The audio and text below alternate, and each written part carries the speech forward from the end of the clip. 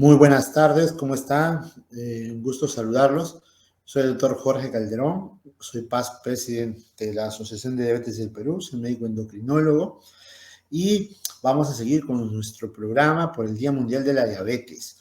Como ustedes saben, la diabetes es una enfermedad metabólica que tiene que ver con los valores de la glucosa en el cuerpo. Estos valores de glucosa elevados hacen que se alteren algunos órganos del cuerpo. No es raro en el mundo que la primera causa de pérdida de la visión, de retinopatía, es la diabetes. También es muy frecuente que la primera causa de lesiones, de úlceras por pie en el pie es diabetes, o sea, el pie diabético es la primera causa de lesiones en el pie. También es frecuente en pacientes diabéticos el infarto de miocardio, los derrames cerebrales, el accidente cerebrovascular y un órgano que también no lo revisamos con mucha frecuencia, pero que es muy, muy importante, es el riñón. De hecho, el riñón es una de las complicaciones más frecuentes. Si un paciente con diabetes tipo 2 tiene más de 10 años de enfermedad, probablemente uno de 3 tenga problema del riñón.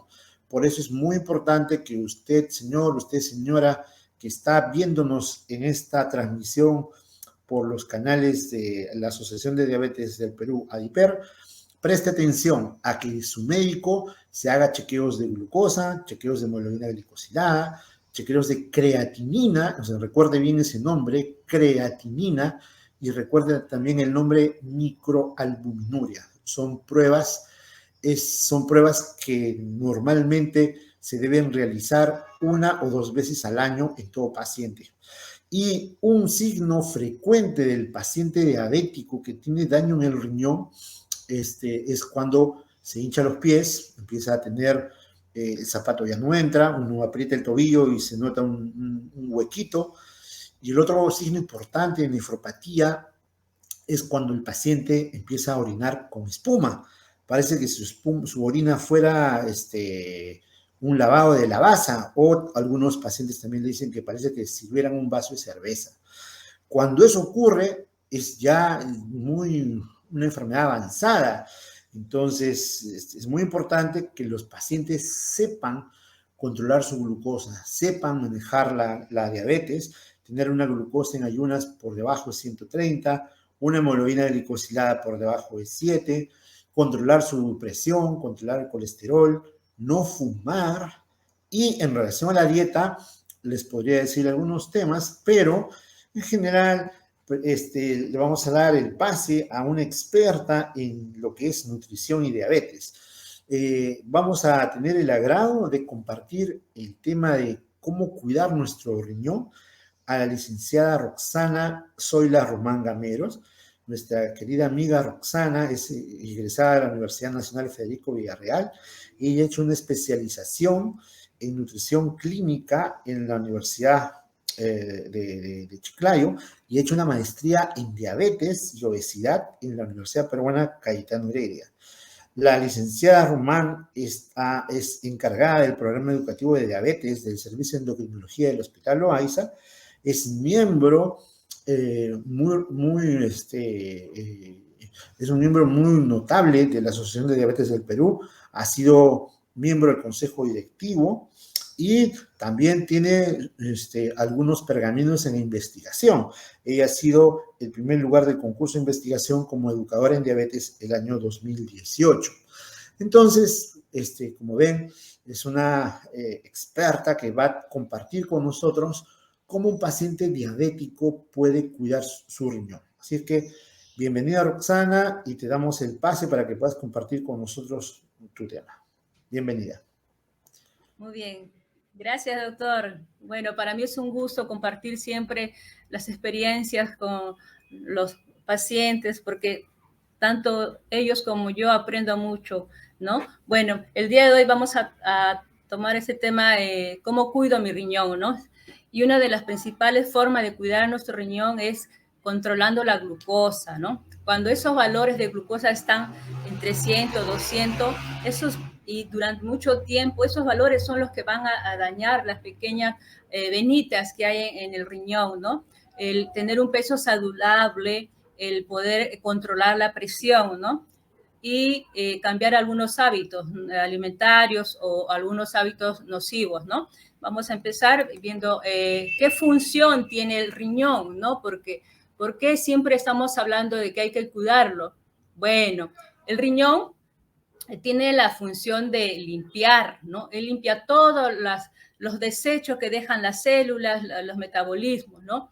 También se encarga de formar ciertas hormonas, controla el calcio, el sodio, el potasio, el fósforo, ¿no? Se encarga de eliminar, como decía ahí el doctor, la creatinina, la urea, el ácido úrico, ¿no? Entonces, cuando el riñón no funciona, es ahí donde se crean los malestares, ¿no? El paciente tiene náuseas, no tiene apetito, ¿no? Se hincha, ¿no? Entonces es ahí donde ya el riñón ya está diciendo, oye, ya no puedo más con tanta alteración que ha tenido, ¿no? ¿Y cuáles son los factores de riesgo que podemos ver, ¿no? Por ejemplo, un mal control glicémico, tener altas niveles de colesterol, triglicéridos elevados, la presión elevada, ¿no? Algunos tienen una predisposición genética, ¿no? Siempre la raza negra, los afroamericanos son los que tienen ese problema de poder tener problemas renales, ¿no? Algunas personas ya durante el diagnóstico ya el médico los encuentra con que ya su filtración glomerular está muy ya desgastada, está alta, no hay mucho ahí, ya está dañado, ¿no? Luego está lo que es la larga duración de la enfermedad, ¿no? Como el doctor decía, pacientes con 10 años ya aproximadamente con diabetes pueden tener un problema renal, ¿no? Y bueno, el tabaquismo, ¿no? Entonces, nuestro objetivo nutricional durante la intervención es minimizar la toxicidad urémica, retrasar la progresión de la enfermedad renal, ¿no? Es ahí donde tenemos que trabajar bastante con los pacientes que están conscientes de poder cambiar esos hábitos y cumplir con las indicaciones médicas, ¿no? Y también evitar lo que es la desnutrición proteica. Entonces, ¿cómo empezamos? Bueno, siempre la recomendación es que el paciente tiene que estar informado acerca de cómo es una alimentación balanceada, ¿no? Y debemos conocer qué función tiene los alimentos dentro de nuestro cuerpo, por qué como este grupo, por qué el otro lo tengo que controlar. Y bueno, aquí vamos a ver, este gráfico nos sirve de mucha ayuda, ¿no? Aquí, por ejemplo, vamos a conocer que hay alimentos básicos, ¿no? Estos alimentos básicos nos van a aportar energía, ¿no? Están compuestos por los hidratos de carbono, ¿no?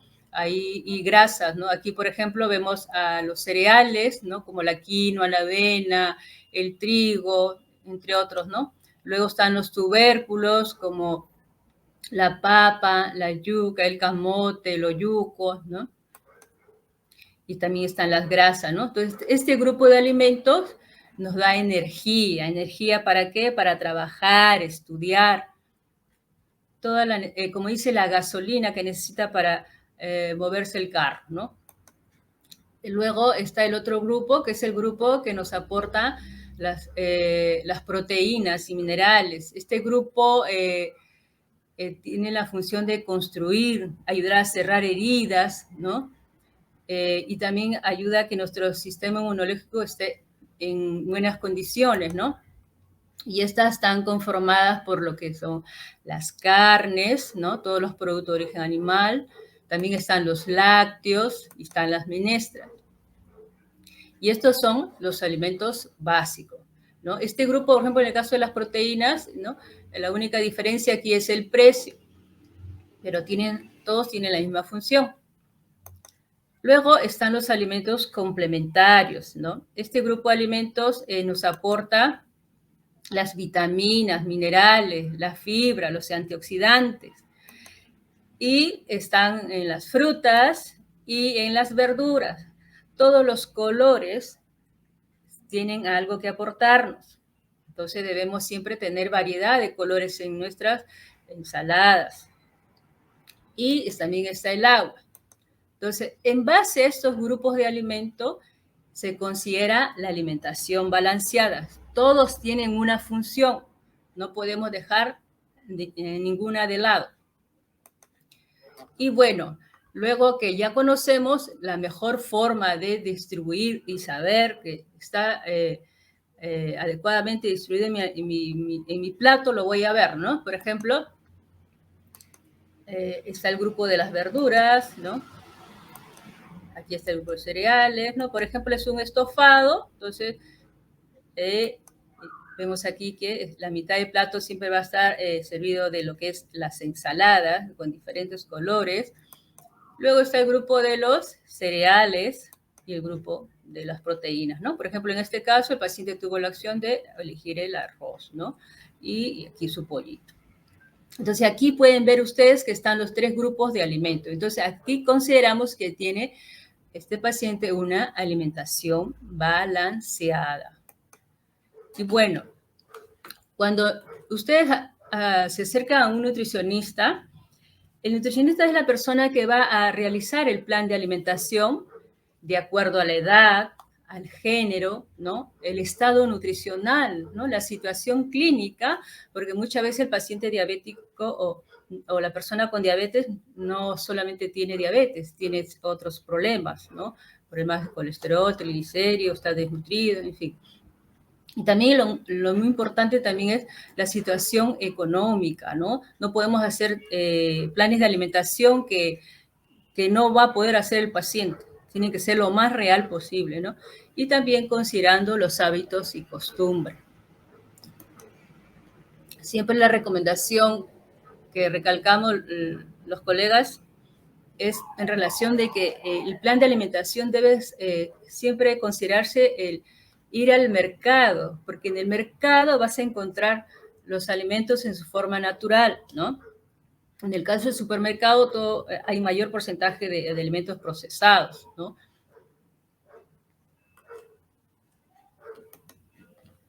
Y vamos al primer punto. ¿Cómo controlo mi glucosa? Entonces, habíamos dicho que cuando la glucosa está muy elevada, es ahí donde se crea el problema, ¿no? Entonces, es importante que el paciente conozca que hay 2 tipos de carbohidratos. Hay un carbohidrato que se demora en la digestión. Entonces se hace más lenta la absorción, llega más lento al torrente sanguíneo y por lo tanto es una forma de controlar la glucosa. ¿Y dónde los encuentra? En lo que son las menestras, ¿no? Los cereales y los tubérculos, ¿no? Entonces, esto es lo que el paciente puede consumir sin ningún problema, ¿no? Simplemente hay que tener algunas indicaciones. Entonces, la otra forma es de medirla. ¿Por qué medirla? Porque cuando el nutricionista hace el plan de alimentación, él va a calcular la cantidad de carbohidratos que puede manejar el paciente, ¿no? A través de su evaluación nutricional, luego también de la anamnesis alimentaria, que es la forma de cómo podemos ver la alimentación que tiene este paciente, ¿no? Los alimentos que consume, que se exceden o quizás le esté faltando, ¿no? Entonces, siempre recordemos que nuestros 4 dedos equivalen más o menos a una taza, ¿no? Entonces, si el nutricionista te dice que te vas a comer una taza de arroz cocido o de cereal, esa es la cantidad adecuada que debe servirse, ¿no? Un ejemplo que les hago es, a ver, cuando el médico te encuentra con una infección, el médico te recomienda un antibiótico de 500 miligramos, ¿no? Entonces tú vas a la farmacia y compras la de 500 miligramos, no compras la de 1000 ni la de 800, ¿no? Entonces, ¿por qué? Porque esa cantidad de antibiótico es la que va a ayudar a que ataque esa infección. Entonces, el nutricionista o la nutricionista, cuando te indica tu taza o media taza o 3/4 de taza, esa es la cantidad que se está indicado para que puedas controlar la glucosa, ¿no? Entonces, y si tú quieres asegurar más que esa cantidad es la adecuada, porque en la consulta hay varias sesiones que tienes que seguir, ¿no? Por ejemplo, se te sirve esa taza y tú esperas 2 horas, ¿no? Después de haber comido, obviamente, y te mides la glucosa, ¿no? Es una forma también de ver si esa cantidad está haciendo adecuada para que puedas controlar la glucosa, ¿no? Y luego están los carbohidratos simples, ¿no? ¿Y qué pasa con ellos? Ellos se absorben rápidamente y llegan rápido al torrente sanguíneo y por lo tanto suben la glucosa, ¿no? Entonces, es importante conocerlas, ¿no? Porque a veces mi paciente dice, yo no le echo azúcar a mis alimentos, ¿no? Pero le echa azúcar rubia o le echa panela, le echa miel. Todos ellos igual son azúcar, ¿no? Suben la glucosa, ¿no? Y luego hay unos alimentos que contienen mucho jarabe de maíz, ¿no? O la fructosa. Y ella la vas a encontrar en las bebidas, ¿no? Ese es como se dice, un veneno también, ¿no? Y es de costo barato, ¿no? Cuando tú vas al supermercado te ofertan pues gaseosas 3x2 o galletas 3x2, ¿no? Y estas solamente son opciones que te van a hacer que subas la glucosa. Entonces hay que tratar de estos alimentos, disminuirlos, ¿no? A veces hay algunas personas que lo pueden manejar, ¿no? Si es una persona diabética controlada, ¿no? Entonces, estos son los carbohidratos simples, estas son los que siempre tenemos que hacerle un seguimiento muy fino para que no influya en la subida de la glucosa. Entonces, otro punto importante también es el consumir las fibras, ¿no? Si bien la fibra es un carbohidrato que no se digiere, pero hay muchas enfermedades que se pueden prevenir con el consumo de la fibra soluble e insoluble, ¿no? En el caso de las personas con diabetes, la fibra soluble tiene mucha importancia porque esta fibra soluble que la encuentras, por ejemplo, en las menestras, en la linaza, en la avena, en la naranja, disminuye la glucosa postprandial, ¿no? Después de la comida. Luego, esta fibra entra al torrente sanguíneo y es como una malla. Esta malla atrapa el colesterol, atrapa la glucosa, ¿no? Entonces, es una forma de echar de afuera la fibra, ¿no? Y para ayudar a nuestro organismo a que pueda sacar esta colesterol, esta grasa que y este carbohidrato que nos va a ayudar a que pueda subirse, ¿no? Entonces es importante que siempre tengamos la fibra soluble también. Bueno, la insoluble también es importante, pero en el caso de la soluble tiene esta propiedad, ¿no? De poder sacar el colesterol y la glucosa. Miren, aquí también vamos a hablar de las proteínas, ¿no? El consumo adecuado de las proteínas es un punto muy importante porque el exceso puede dañar al riñoncito. Pero también puede ser que el paciente coma menos y pueda llevar a una desnutrición, ¿no?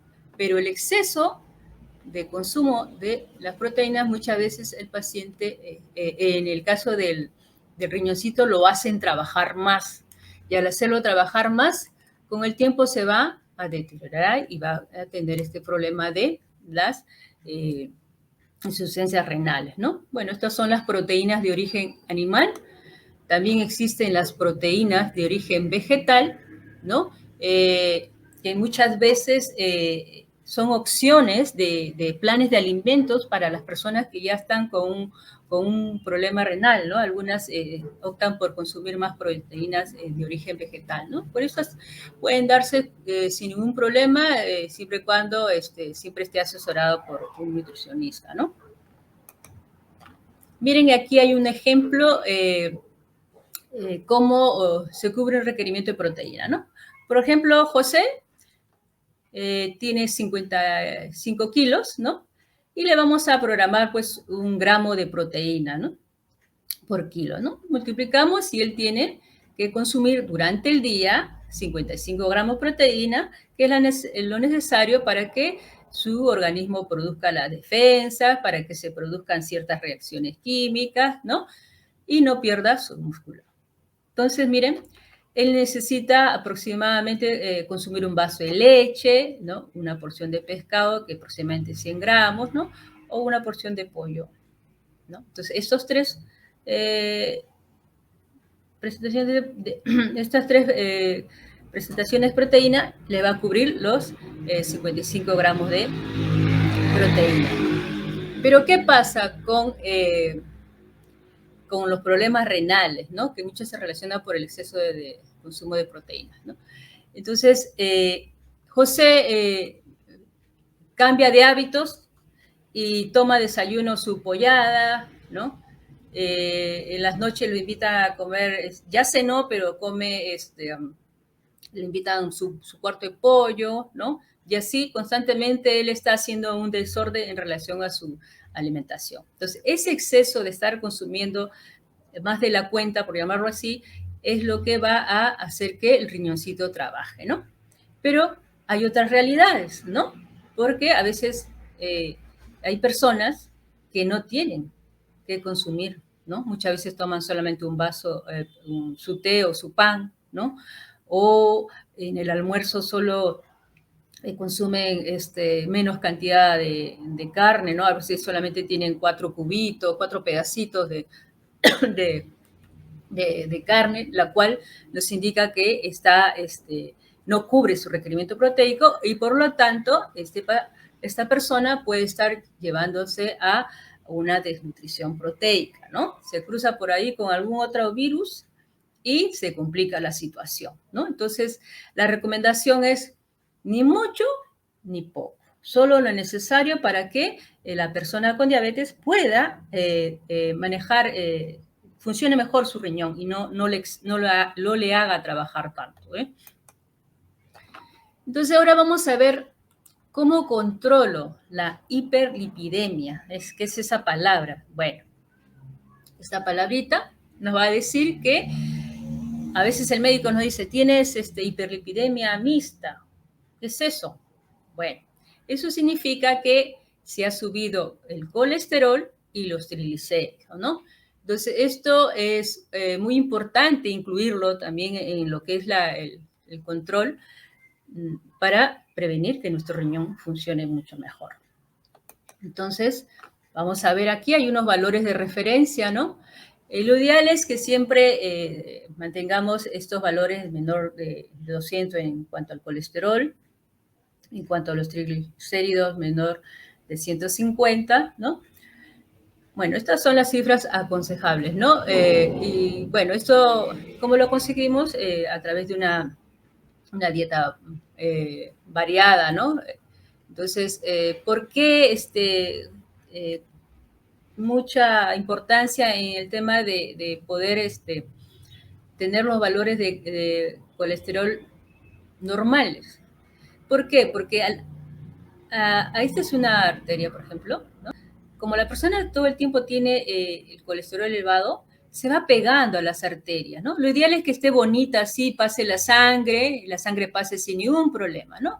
Pero la persona tiene todo el tiempo colesterol elevado, entonces esto se va a formar aquí como si fuera una plaquita, ¿no? Entonces llega un momento en que pasan los años, ¿no? Y se va a romper esa plaquita, ¿no? Y lo que llaman ateroma.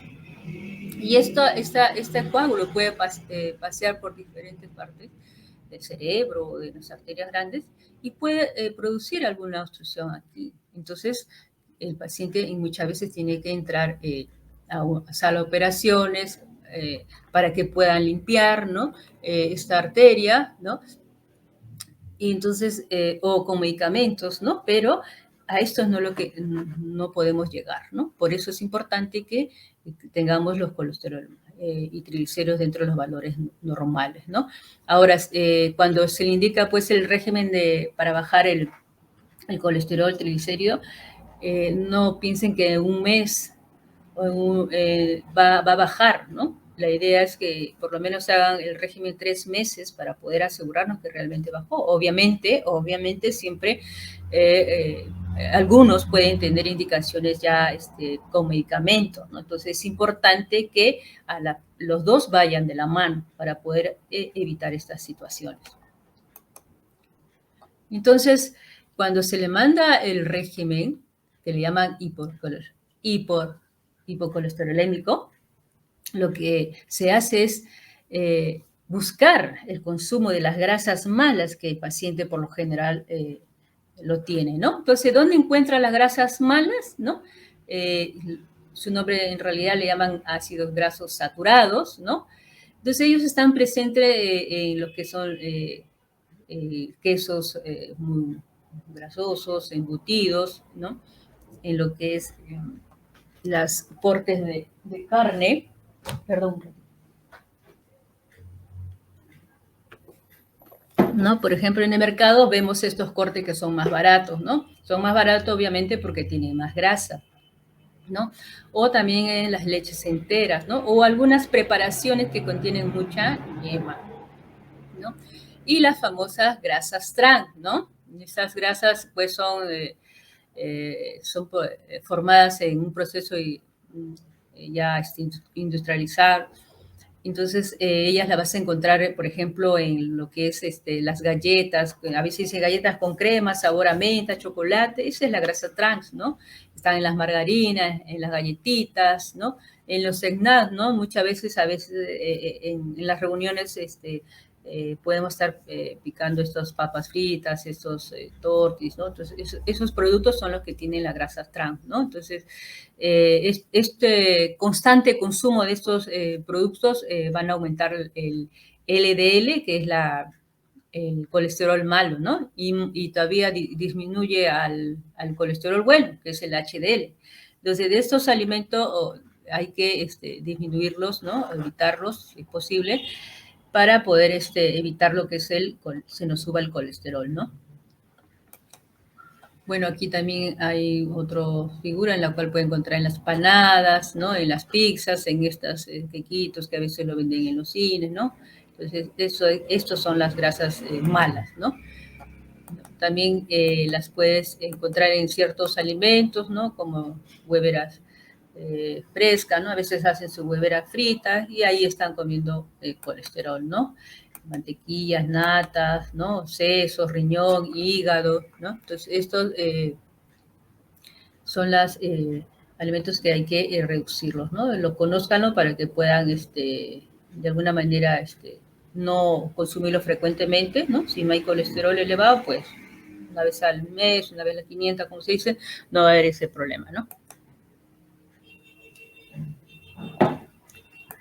Y miren, ¿no? Este caldo de gallina, ¿no? Su anticucho, rache, tan rico, ¿no? La sopa patasca o caldo de cabeza, el pollo broster, todas estas preparaciones son ricas en colesterol, ¿no? Entonces, estas son las que hay que quitarlas también, ¿no? Conózcanlas, ¿no? Entonces, si tienen ya el colesterol elevado, traten de quitarlas porque no van a ayudar mucho para disminuir el colesterol. Y bueno, aquí están ya las grasas buenas, ¿no? Pues si hay unas malas, tiene que haber una buena, ¿no? Entonces, ¿quiénes son? Bueno, su nombre más técnico es ácidos grasos monoinsaturados, ¿no? Estos lo van a encontrar en el aceite de oliva, en la canola, en la palta, en las aceitunas, ¿no? ¿Qué hacen ellos? Ellos reducen el colesterol malo, ¿no? Sin reducir al bueno, que es el HDL, ¿no? Pero acá hay un detalle, porque muchas veces la persona sabe que es la palta es muy buena para el colesterol, pero se comen una palta entera. Entonces ahí ya no hay dieta, ya, porque recuerden que la palta es grasa, ¿no? Entonces, si comen esa excesiva cantidad, lo que va a hacer es subir de peso. Ya no es una grasa buena, sino una grasa mala, ¿no? Entonces existe el otro grupo, que es los ácidos grasos poliinsaturados, ¿no? Que es otro bueno, ¿no? A ellos lo vas a encontrar en lo que es el pescado, ¿no? en el aceite de girasol, ¿no? En la linaza, ¿no? Entonces, aquí, por ejemplo, el pescado es la única carne que de origen animal que te va a aportar una grasa buena. Entonces, estas grasas buenas entran al torrente sanguíneo y sacan a la mala y se van a pelear, por llamarlo así, para que puedan sacarla, ¿no? Entonces, es importante de que ustedes traten de consumir este tipo de grasas, ¿no? En el caso del pescado pueden estar preparándolo pues 2 veces por semana, ¿no? Al horno, a la plancha, guisado, ensudado, ¿no? Entonces es una forma de poder proveerte del ácido, del omega 6 y 3, ¿no? Miren aquí, ya cuando el paciente ya presenta falla renal, ¿no? El médico es el encargado de hacer unas pruebas, ¿no? Un análisis, ¿no? Dice, voy a evaluar tu tasa de filtración glomerular, ¿no? ¿Qué es eso? Simplemente cuánto limpia tu riñón, ¿no? Entonces, este es un gráfico en el cual pueden darnos la idea de cómo encuentra, ¿no? Cuando nos dice que está entre 60 y 120, mi riñoncito está bueno, muy bien. Pero cuando ya encuentra de 60 a 15, ya hay una enfermedad renal. Entonces, es aquí donde el paciente tiene que ser más consciente de poder cambiar ciertos hábitos para poder ayudar al riñoncito y no se enferme más, ¿no? Entonces aquí, por ejemplo, las alternativas hay que muchas veces me resulta, algunos pacientes, el tener dietas más vegetarianas, ¿no? O vegetarianas, ¿no? O hacer dietas mixtas, ¿no? Un día carne, otro día no, vegetales y así. Dependiendo del paciente cómo pueda él adecuarse su alimentación, podemos ayudarlo, ¿no? Pero es aquí donde que tenemos que hacer algo ya para no llegar a esta parte de aquí, que de 15 a 0 ya falla de los riñones. Quiere decir que el riñón ya no limpia y por lo tanto tiene que entrar ya a una de estas alternativas de terapia de reemplazo renal, que es donde le llamo hemodiálisis, ¿no? Diálisis peritoneal, dependiendo del médico que indica. Entonces, lo que va a hacer esta máquina es hacer la función del riñoncito, ¿no? Te va a limpiar todos los desechos que producen nuestros organismos, todas las toxinas que se producen. Porque si este pacientito no entra a esa diálisis, toda la basurita, como decía la urea, la creatinina, el sodio, el fósforo, todo está ahí dentro de nuestra sangre, entonces el pacientito está mal, tiene náuseas, no quiere comer, ¿no? Y es porque está invadido de todos los desechos, ¿no? Entonces aquí, el sodio es uno de los minerales que siempre está limitado ya cuando hay un problema renal, obviamente también cuando ya tiene la presión elevada, ¿no? Entonces, en este caso, la recomendación de sodio es individualizada, ¿no?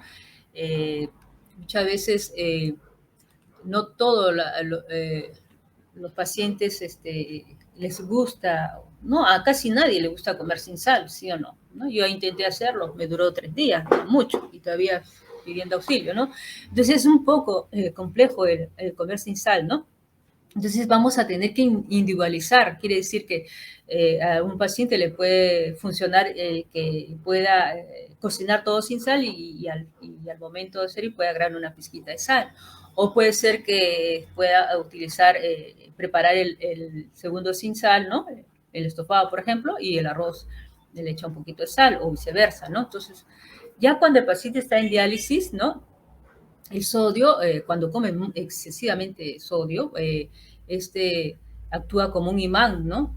Atrae líquidos, ¿no? Entonces, esto va a hacer que el paciente aumente de peso entre el dialítico y también pueda tener edemas, la presión se pueda subir y hasta pueda tener una insuficiencia cardíaca, ¿no?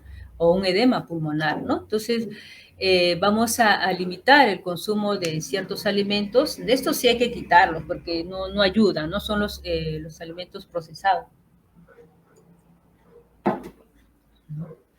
Entonces, también es importante, cuando a veces como comemos sin sal, el echar hierbitas, ¿no? El orégano, el perejil, o el culantro picado, o el huacatay. Bueno, las hierbas aromáticas son las que de alguna manera realzan el sabor, ¿no? Entonces, miren, cuando ustedes lean una etiqueta, ¿no? y encuentren la palabra, por ejemplo, fosfato disódico, glutamato monosódico, ¿no? Todas esas palabritas que terminan en sódico, esto significa que trae sodio inorgánico, ¿no?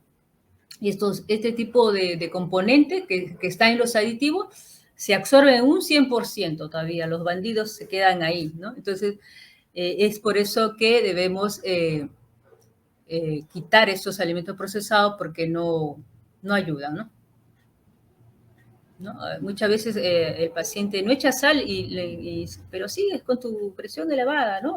También hay que ver que hay ciertos alimentos, medicamentos y, bueno, y alimentos procesados que tienen sodio, ¿no? Entonces, no echemos todo siempre a lo que es el alimento natural, ¿no? Bueno, aquí una alternativa de dónde también puede encontrar lo que es el sodio, ¿no? Entonces, estos alternativas de alimentos procesados es lo que debemos evitarlo, ¿no? Incluso a veces el paciente se cuida todo el día de comer sin sal, pero en la noche come un arroz chaufa, que lo invitan al restaurante y ahí usan Ajinomoto, usan su sillao, todos sus condimentos aditivos para que sea agradable al paladar, pero quien pide auxilio es el riñoncito porque hay mucha sal, lo está haciendo trabajar más, ¿no? Por ejemplo, los famosos embutidos, no traten de comprar tanto estos embutidos, ese pan que vaya con aceituna, que vaya con paltas, ¿no? Unas tortillas de verdura, que son más saludables que comprar estos embutidos que no ayudan en nada, ¿no? Y estos siempre van a estar, lo que tenemos que nosotros de alguna manera evitarlos o disminuirlos, ¿no?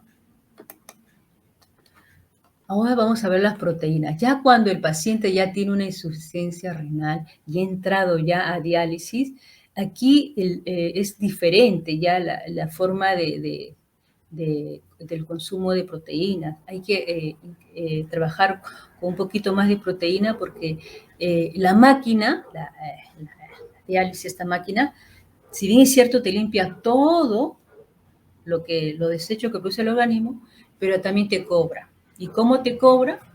En proteínas, ¿no? Entonces, los pacientes con hemodiálisis muchas veces llegan, casi la mayoría, a desnutrición proteica. Por eso es importante que pongan mucho énfasis ya cuando el paciente está con hemodiálisis, el cubrir su requerimiento de proteína para evitar la desnutrición proteica, ¿no?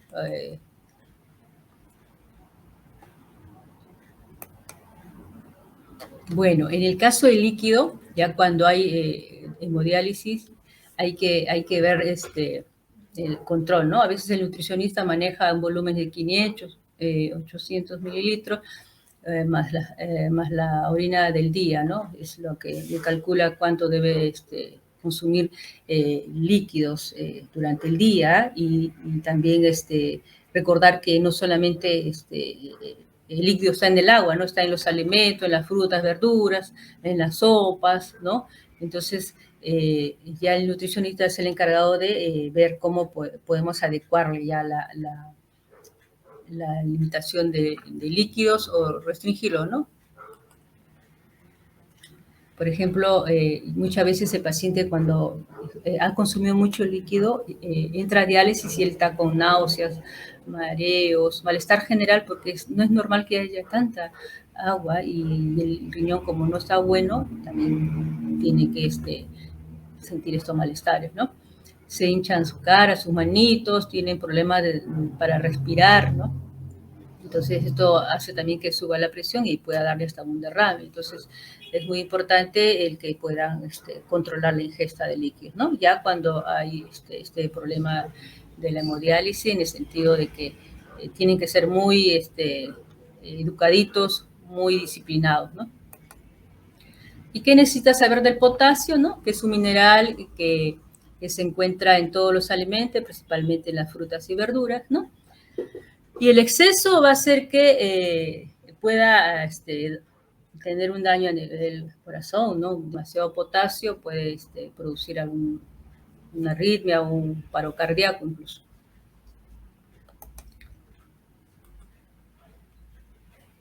Entonces aquí vamos a ver, aquí hay una referencia de algunos alimentos que son ricos en potasios, ¿no? De algunas frutas y verduras, ¿no? El objetivo del nutricionista no es desnutrir al paciente, hay que hacer ciertas recomendaciones, hay que hacer unas recomendaciones para no llegar a esta situación de poder desnutrir, ¿no? Porque si no comemos nada de verduras y frutas tampoco no ayudamos, ¿no? Entonces, aquí lo que debemos considerar es las porciones, ¿no? Aquí está otro plan de frutas y verduras de moderada concentración de potasio, ¿no? Y estas son las de bajo potasio, ¿no? A veces le decimos frutas al natural que puedas consumir son estas, ¿no? Porque no tienen mucho potasio, ¿no? Y a veces podemos darle una fruta en el día, al natural, las otras cocidas. Eso lo vamos adecuando dependiendo cómo encontramos al paciente, ¿no? Y bueno, también hay una alternativa que muchas veces algunos pacientes ya conocen acerca de la técnica culinaria de reducir el potasio, ¿no? A través del remojo, de la doble cocción, ¿no? Pero en este caso también hay que ver de que no todos los pacientes, como le digo, necesitan limitar el potasio, ¿no? Hay que tener en cuenta que esta técnica también pierden ciertas vitaminas, ¿no? Entonces, hay pacientes que no la meritan y quizás otros sí, ¿no? Entonces, en la consulta es que tratamos de ver, educarlos y poder manejar este potasio, ¿no?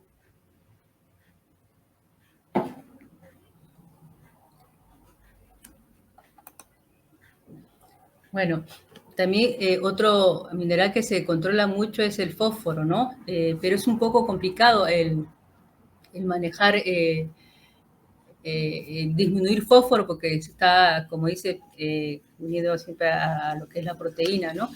Pero hay que considerar que el fósforo de origen animal se absorbe en un 40, un 80%, y el fósforo de origen vegetal se absorbe en un 10 o un 30%, ¿no? Esos son los fósforos llamados orgánicos, son los naturales, ¿no? Y el fósforo inorgánico es el que se absorbe en un 100%, ¿no? Entonces los encuentras en las gaseosas, en las bebidas oscuras, ¿no? Entonces, esto siempre se relaciona mucho con los alimentos industrializados, ¿no? Entonces, como es un poco a veces difícil el poder bajar el fósforo, el médico muchas veces utiliza ya los quelantes, ¿no? Que son ya unas sustancias que van a ayudar a que el fósforo sea atrapado y no se pueda absorber a nivel intestinal, ¿no? Entonces, eso ya es con ayuda de médica, ¿no? Y bueno, la última opción es esta, el de no fumar, ¿no? Porque el fumar definitivamente no solamente daña a nivel de los pulmones, sino que a nivel renal, ¿no? Los hombres que fuman tienen más riesgo, tienen 3 veces mayor riesgo de desarrollar alguna alteración del riñón, ¿no? Porque esta de alguna manera conlleva a la hiperglicemia.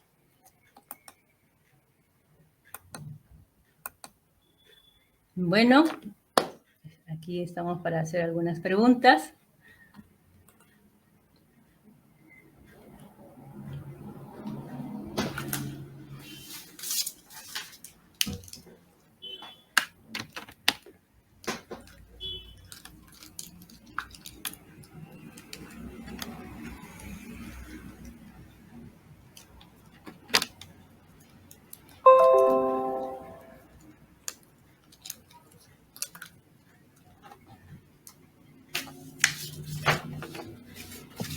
¿Qué tal, Roxana? ¿Cómo estás?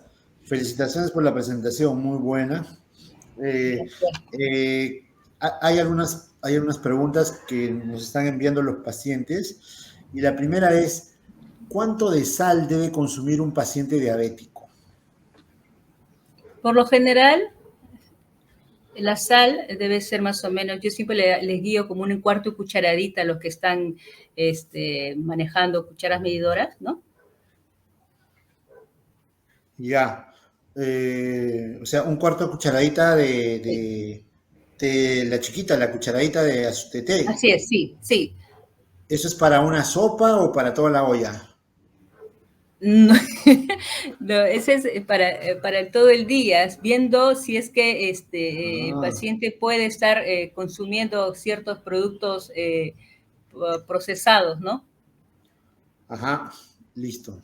Y siempre, como les Entonces, digo, traten de cocinar sin sal y después agregar ese cuartito de cucharadita para que puedan pero tiene que ser disfrutar. una pizca nada más, una pizquita, y en el salero es mejor ponerle hierbas molidas, como por ejemplo culantro, ¿no? Para Exacto, que, para mejorar el sabor. para que le mejore el sabor. Muy bien.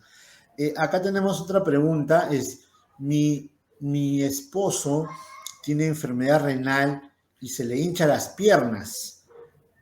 ¿Cuánto de agua debe de consumir? Él pesa más o menos 80 kilos.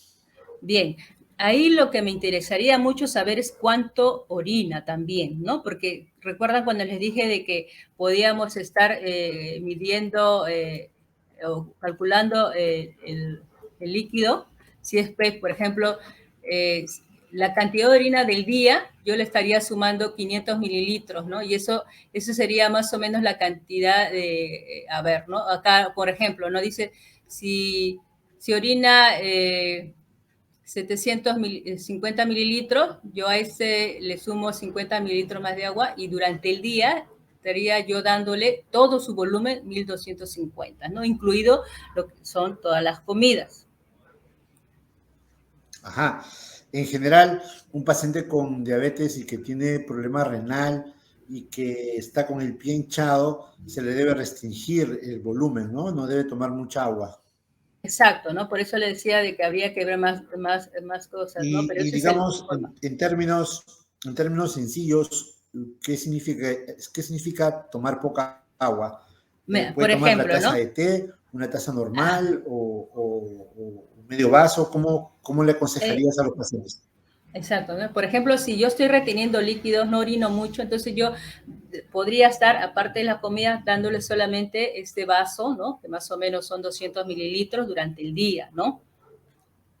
Y también dentro de Ajá. los alimentos trabajaría más dándole tostadas, tratando de saltear las verduras para que pierda un poco de líquidos, ¿no? Ajá. Otra pregunta es, ¿qué quesos son saludables y qué quesos me debo de cuidar para que no se dañe mi riñón? Ok, los quesos no saludables son, por ejemplo, el queso parmesano, el queso Dambo, los que contienen grasa, ¿no? Muchas veces el queso mantecoso, ¿no? Son los que concentran más. Recuerden que es la grasa de la vaca que contiene, ¿no? Ahora, el queso saludable que le podría recomendar es un queso fresco, ¿no?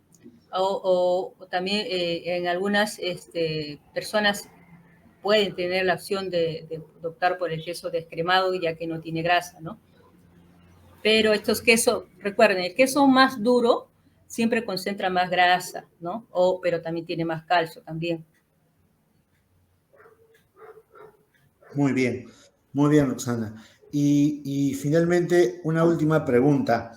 Uh -huh. ¿Qué carnes en general no debe consumir un paciente con problema renal? O un paciente que, digamos, tiene diabetes, ¿qué carnes debe evitar para que no se dañe su riñón? Ok. Las carnes que debe evitar siempre son las más grasosas, ¿no? Esas que tienen las grasas entre los músculos, ¿no? Las vísceras, ¿no? Las vísceras son las que producen más urea, ¿no? Y en el caso de trabajar con grasas más o carnes más saludables sería la carne de pescado, la carne de la pavita, el pollo, ¿no? Que estas no centran mucho. pero las vísceras, carnes rosas, los embutidos, todos esos no son recomendables. Trabajen solamente con pavita, pollo, pescado, ¿no? Y en algunas situaciones, a veces la persona no tiene dinero para comprar carne o compra medio kilo de pollito y en la casa son como 5, entonces no cubren su proteína. La otra alternativa barata y que nos aporta una proteína de alto valor biológico son las claras de huevo sancochados. Podríamos complementar, si no hay para comprar carne de pollo, pescado, pavita, puede optar por las claras de huevo sancochado. El nutricionista siempre le va a dar alternativas de cómo poder reemplazar esas proteínas de las carnes, ¿no? Muy bien, todo muy claro, Roxana. Felicitaciones otra vez. Y bueno, queremos invitar también a nuestros pacientes que nos sigan en el canal de Facebook como Asociación de Diabetes Adiper, en el Instagram como Adiper Perú, en el Twitter como Adiper y en el canal de YouTube que es Asociación de Diabetes del Perú. Tenemos varios videos educativos para usted, para que los pueda observar, aprender y también pueda escribirnos para que podamos resolver cualquiera de sus inquietudes. Roxana, muchas gracias. Todo ha sido, felicitaciones por la presentación y también Gracias. nos despedimos de nuestros pacientes hasta una nueva oportunidad. Muchas gracias. Hasta luego. Gracias.